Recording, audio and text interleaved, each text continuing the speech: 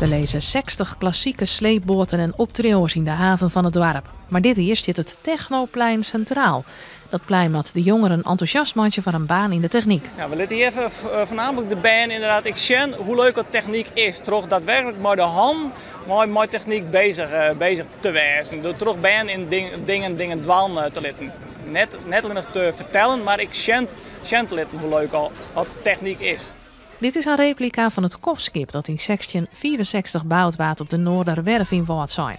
Daar hadden de WKH 160 leerlingen van 2 squallen in het Spierwest om het schip neu te bouwen. De wilgetenen, de bomen mogen groeien en de spanten lopen al uit. Ja. Dus die gaan hopelijk wel mooi knotwilligen worden.